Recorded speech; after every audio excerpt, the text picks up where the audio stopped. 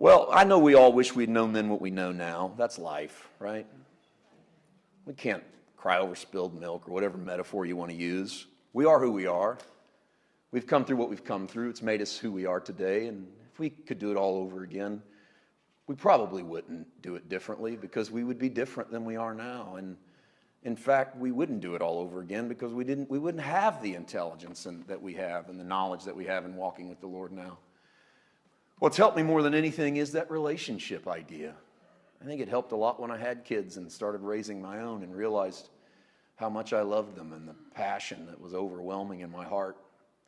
One of the great revelations came when we got pregnant with our second child, and I remember very quietly, I wouldn't say it out loud, I didn't say it to my wife, I didn't say it to anyone, but I would very quietly pray to the Lord, Father, I love my son so much. I'm really scared I can't love this second one as much as I love the first one. See how limited my scope of love was? Now, I've heard a lot of parents since then. I didn't know any other parent in the history of the world had ever felt that way. I felt very isolated. I felt very scared. I thought something was wrong with me as a dad. I remember telling the Lord, you got to help me because there's no way. And we knew we were having a little girl, and I wanted a little girl, but I said, I love my son so much. I said, Father, I'm just not going to love her as much. And that's going to make me a terrible dad. I'm just not going to love her as much. I can't. There's no way you can love another person the way I love him. And I was that sounds stupid now, but I was genuinely bothered. It was a real issue. And then they handed her to me in the hospital. And I forgot months of burden and fear instantaneously. And it taught me the overwhelming capacity of our Father to love. Just that one little illustration from my life. The overwhelming capacity to love. And that it is never exhausted. And as I've raised them, I've realized how immensely satisfied I am with them. Now, if I'm immensely satisfied with two flawed kids, because they're flawed. I'm not blind. They have deficiencies.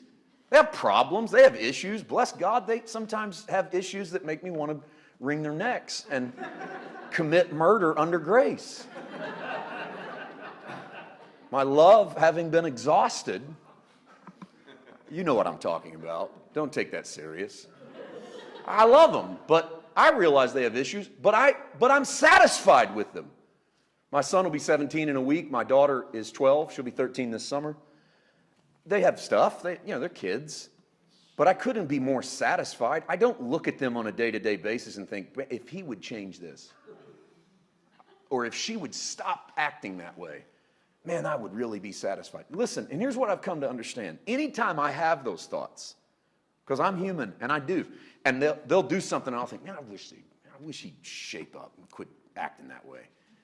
I realize that my dissatisfaction is a me problem, not a him problem. He is who he is.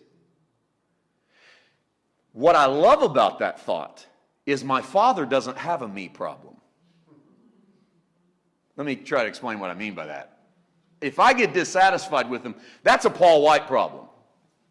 That's either me putting an expectation on them to be something that they are not because I want them to be something. Or, and this one goes right back to where I ended last night, the need to be right, respected, and regarded, is sometimes I've realized that my level of dissatisfaction is because I'm afraid what other people are going to think about my parenting style if they see my kid do that. So that's not me wishing my kid was better. That's me hoping I don't get embarrassed. That's a me problem. Aren't you glad God doesn't have a me problem? Are we on the same page? You know what I'm talking about? I tell you all of this natural stuff to show you the supernatural, that God is not a man. And that's beautiful. That God is who he is out of a pure place of love. He sees you and he loves you. And then the next person that comes into his family, he equally loves as much as he loves you. Even though I'm sure in his heart he thought, I'll never love another one as much as I love this one.